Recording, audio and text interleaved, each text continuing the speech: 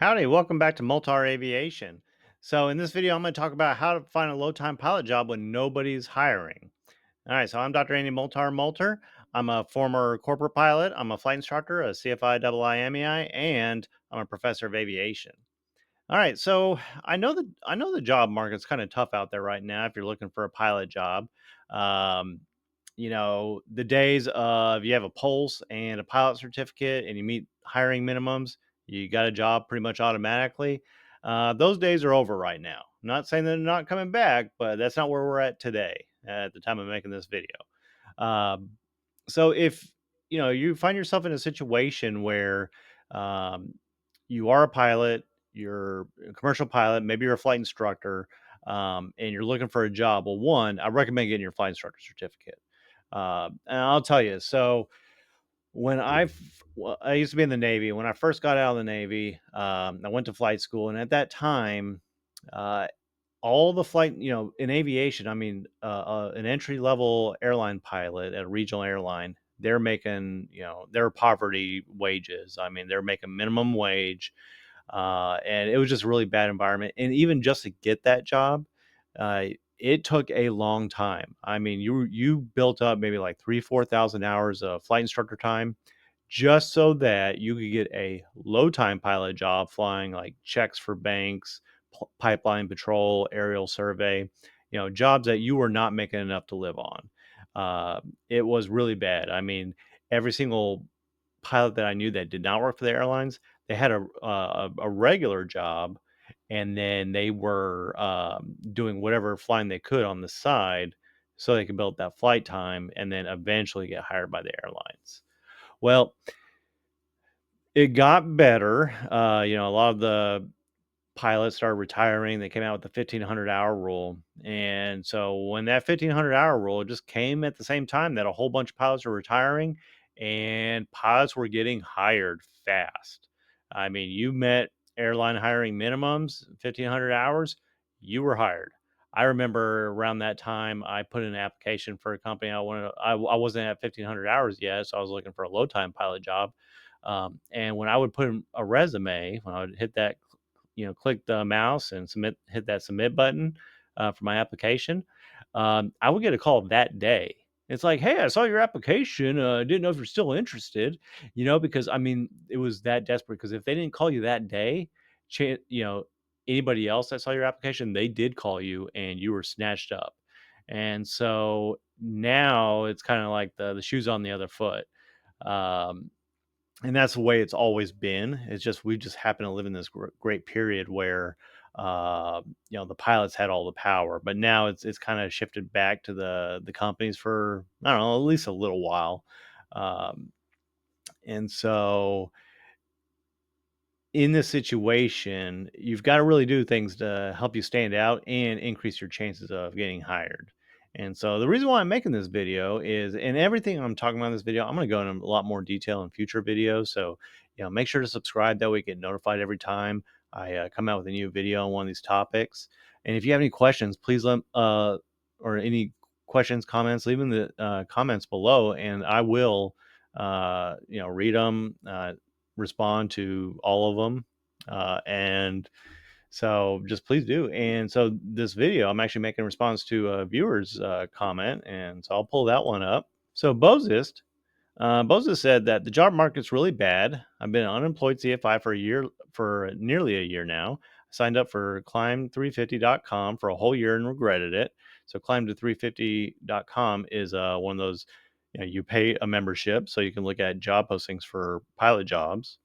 But Boza said that they recycle the same job postings over and over again, even when those positions are filled. And it's been radio silence, so nobody replies when you apply through the website there. And he said, I don't think the employers even care to check who's applying on there. Yeah, I mean, if they're not actively looking for somebody, yeah, there's no reason for that person like, oh, let me just see who's there. And most hiring these days are word of mouth. And so by the time it gets posted, that job's probably already taken.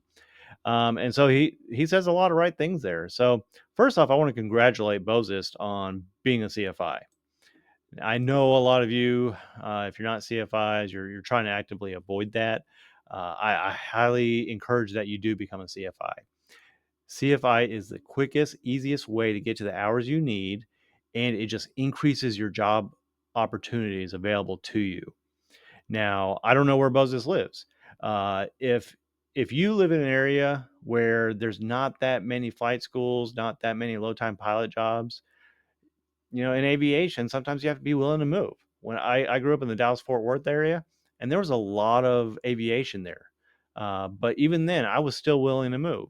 Like when I became a professor, I love Texas. Never thought I'd move out of Texas, but when I wanted to become a professor, I looked at all the openings, and Texas, as amazing it is, it doesn't have that.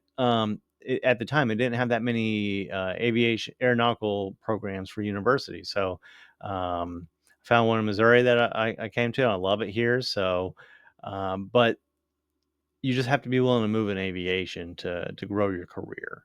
So that's one thing I'll say. Now, another thing is aviation is word of mouth.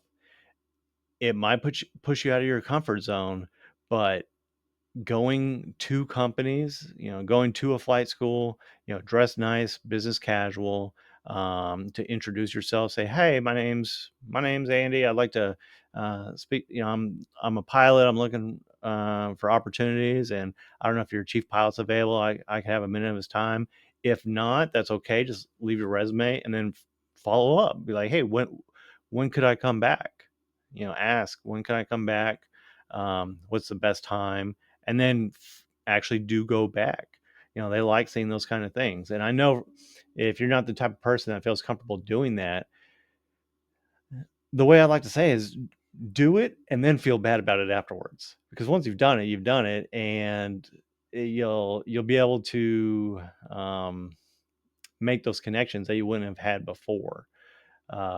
It I can tell you from like a hiring point of view, someone I know is probably going to be someone I'm more likely to hire than someone I don't know, because I've developed, even if it was just like a meet and greet, that's a relationship I already built, and I can say, in that short moment that I met them, they didn't seem crazy and seemed like somebody I could probably get along with.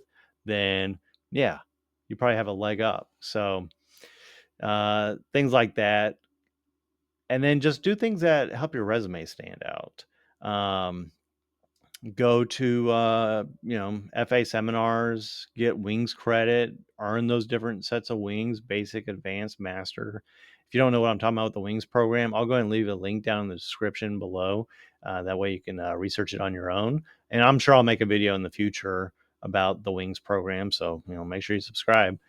uh, and then other things you can do.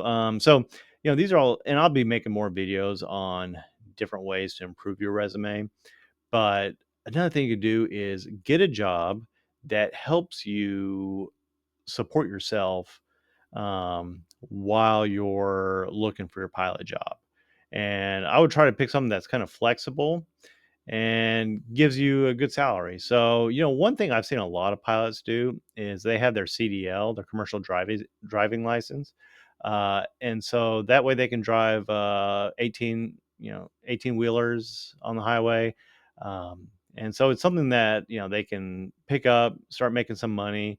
And then when the pilot market gets better, they get a pilot job. And then if they ever get laid off, well, guess what? You can go right back into driving those 18 wheelers. And so it's just one of those things that, you make money, it's easy to get into and out of the business. And that way you can support your flying career. And then plus the money's good enough that the money you make, you can then use on building up your certifications, earning more. If you don't have your CFI, get your CFI. If you don't have your commercial multi-engine, get your multi-engine certificate. Things like that. So all right. Well, I'll stop here for this video, but make sure you subscribe, because I'm going to continue to make videos like this in the future. I don't know when. I've got a lot of different types of videos I'm trying to make. So, but yeah. So, thanks for watching. You have a great day. Bye.